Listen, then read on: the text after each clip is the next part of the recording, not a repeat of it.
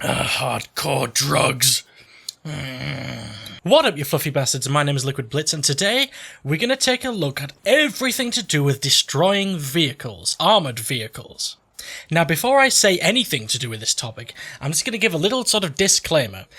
Take everything I say with a small grain of salt, because it's all based on my own personal sort of research and testing, and it should not be thought of as 100% true or accurate. I always make a mistake somewhere or leave something important out. You see what I mean? So take everything with a grain of salt.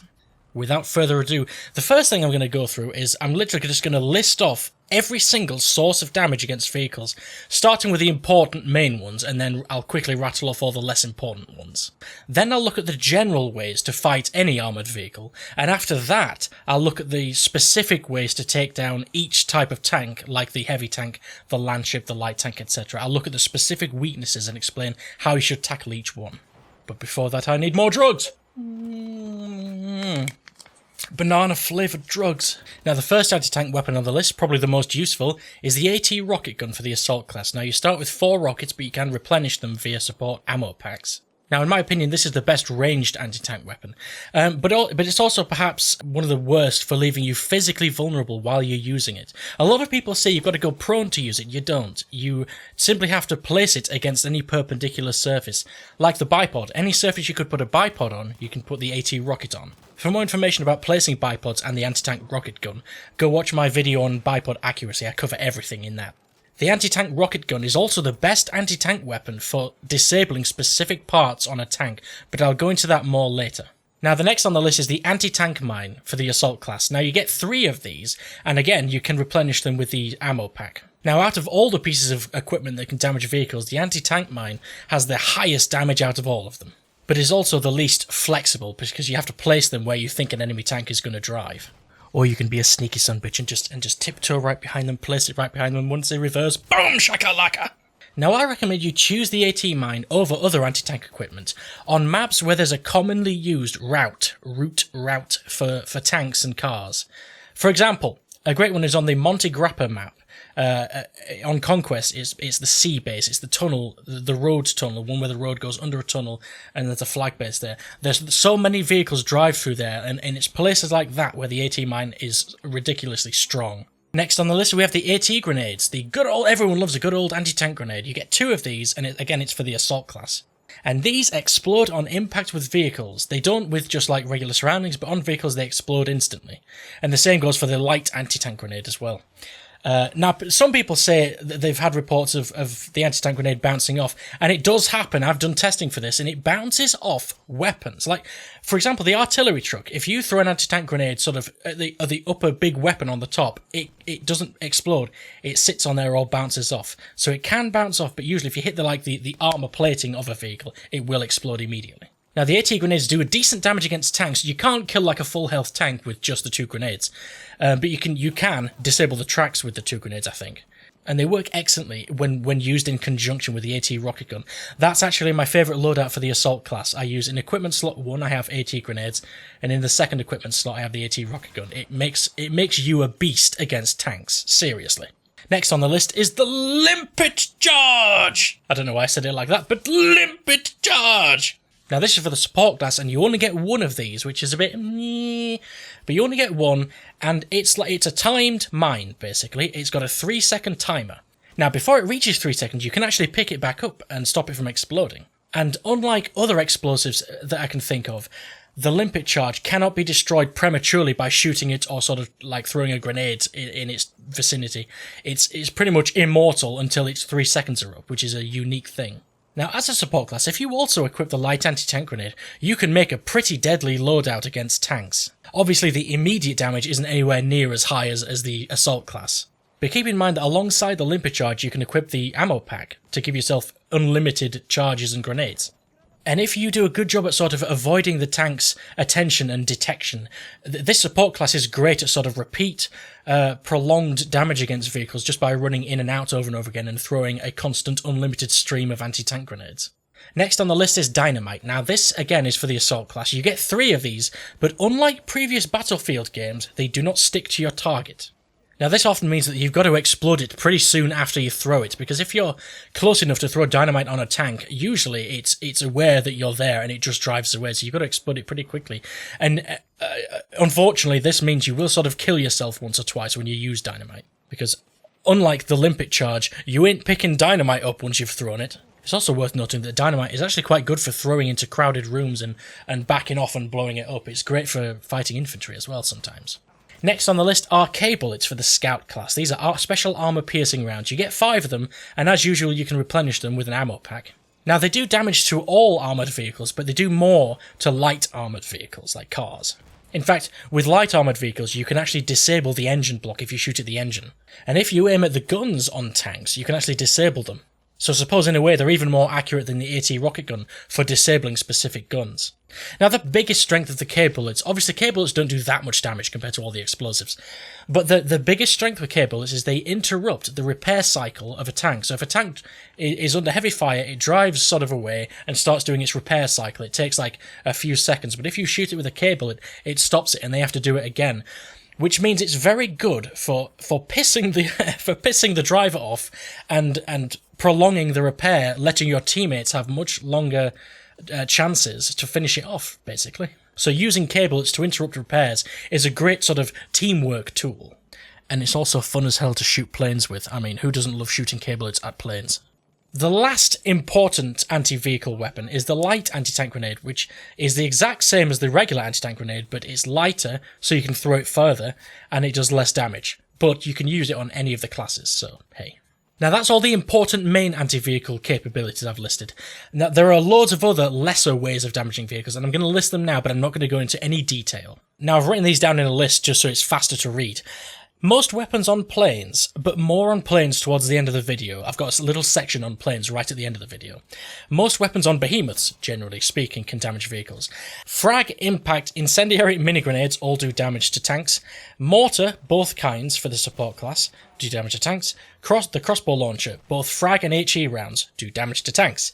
Rifle grenades for the medic class, again frag and HE rounds. The repair tool, LOL, does damage to enemy tanks.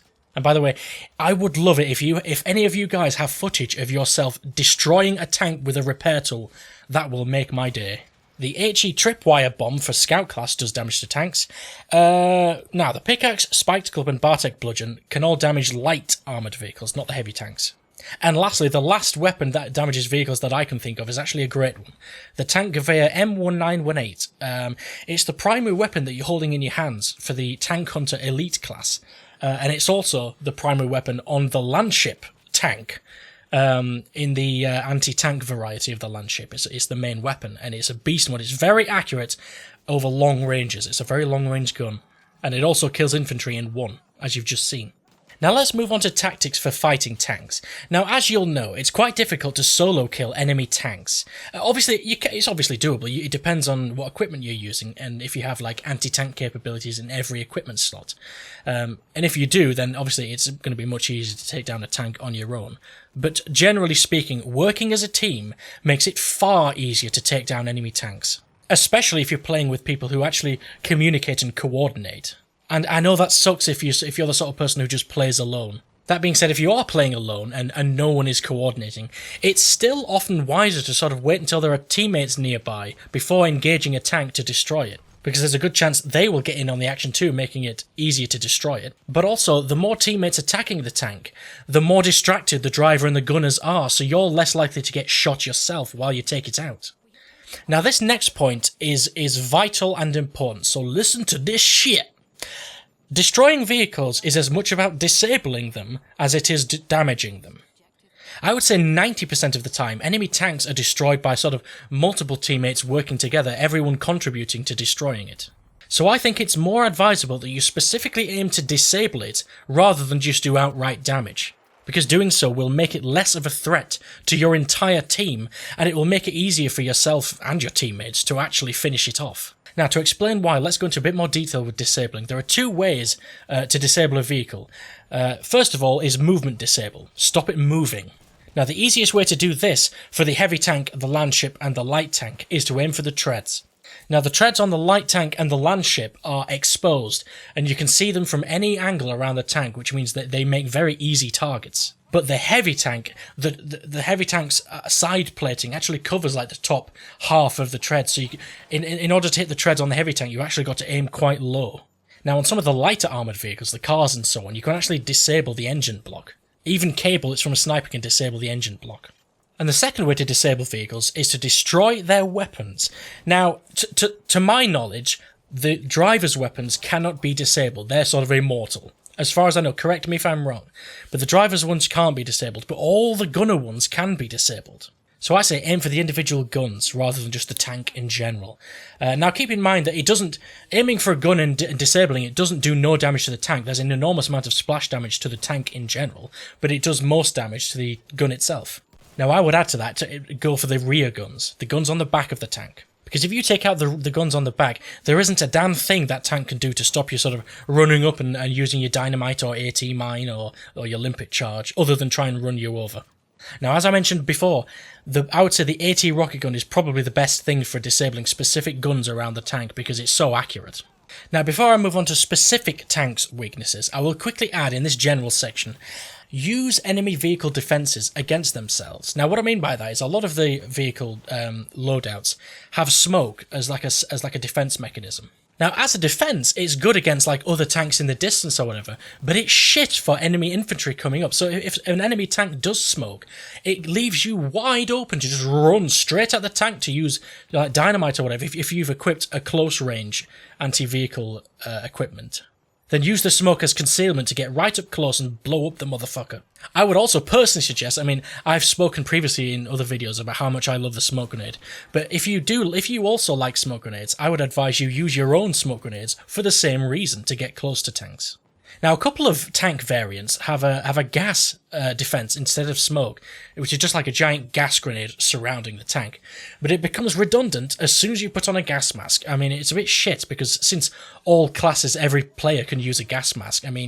It's a bit of a shit defense. And it's worth saying that in my experience, when people pop the gas defense, some tank drivers become a bit sort of complacent and think, all right, well, I've got gas surrounding the tank now. No one's going to come close. But as I say, gas mask on and run up and just dynamite him or limpet charge him. Do you know what I mean? Now let's move on to specific vehicle weaknesses and how to best fight each type of heavy tank. Now let's start with the heavy tank. It's worth mentioning that uniquely, the heavy tank has more armour at the front than it does the sides or behind, so pretty much you should never be attacking the front of a heavy tank. Now, as I mentioned before, with a heavy tank, I think that one of the greatest ways to fight it is to disable the rear guns, because it leaves it completely blind from behind. It's also worth pointing out that the two guns you can see on the back of the heavy tank are actually one gunner position. The rear gunner has dual machine guns, whereas the side gunners all have one single machine gun. So if you sort of target your grenades or your AT rockets at the rear guns, if you target one of the two guns, it disables both of them, if you see what I mean. Now, those dual machine guns are only on the assault and the breakthrough versions of the heavy tank. The flamethrower version doesn't have any rear weapons anyway, so that actually starts blind. But do keep in mind that the flamethrower gun, in fact, all vehicle gunner guns can actually shoot beyond their line of sight. So if you're on one of the gunner seat machine guns and you aim to the left, you can't see any further than this line, right? But you can actually shoot beyond it, which is a bit sort of daft. But it does mean that the flamethrower fire can actually they can shoot surprisingly far backwards, even though they can't see backwards. So just be careful. Next we have the landship, which like the heavy tank is a very slow moving vehicle. But unlike the heavy tank, its treads are fully exposed, massive on the side and fully exposed, and they can be shot at and disabled from any direction, even the front. Now the side weapons on the landship can only turn about 55 degrees. They can only shoot forward and sideways, and then it stops. They can't look or shoot behind them, which means it probably has the weakest rear side of any vehicle in the game, in my opinion. Out of the 3 variants for the landship, only the squad support version, only 1 out of 3 actually has a rear gun. So for the other 2 loadouts, it means you can literally walk straight up behind the landship and they cannot see you. Unless the driver goes third person, but even if he does see you, he can't sort of do anything except try and run you over, and it's a slow moving vehicle, so that's not going to happen. So the Landship's biggest weakness by far is its unguarded rear side. And even if they are using the squad support version with the rear gun, it's a secondary weapon for the driver. It's not another gunner position, it's the driver. And 90% of the time he's going to be using his front weapon anyway. And if he then does switch to his rear gun to shoot you behind him, his front is completely unguarded. So it's a bit of a win-win situation, really. Now let's move on to the light tank. Now the light tank is a fast-moving infantry killer. It's fantastic at killing infantry. It's got a 360-degree gun. And because it's got a 360-degree gun, it means it's very difficult to get any close-range kills with a limpet charge dynamite and AT mine. So the AT rocket is a definite must against the light tank. And as I mentioned before, since it has no gunner positions, the driver weapons can't be disabled. So this doesn't have any disableable, is that a word? Disableable weapons. Which means your only option is to disable its movement. Now, fortunately, like the Landship, it has enormous exposed treads which you can attack from any direction. I would say disabling the movement of the light tank is probably your greatest strength against it, because its greatest strength is mobility. Compared to the Landship and the heavy tank, it's fast moving. Take out its treads and it's going to be a sitting duck. Now, a little awesome thing I would say, it's a rare little trick, but the light tank can drop AT mines behind it. Now, if you get your AT rocket gun out and just watch the light tank as it drives around, the second it drops those AT mines, shoot the AT mines, and it's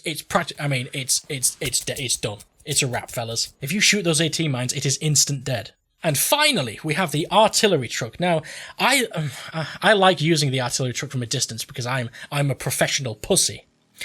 But in all the testing that I've done for the artillery truck, it has no specific weak spot. You can't disable its immortal wheels, which is weird.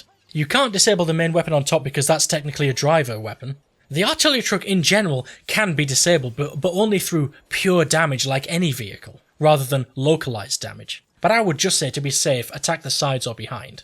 The main gun, not the big main gun on the top, but the number one slot weapon for the driver, is like a frontal cone gun. It can only shoot out at the front of the vehicle, so that's the one good aspect, I suppose, of attacking the sides and behind.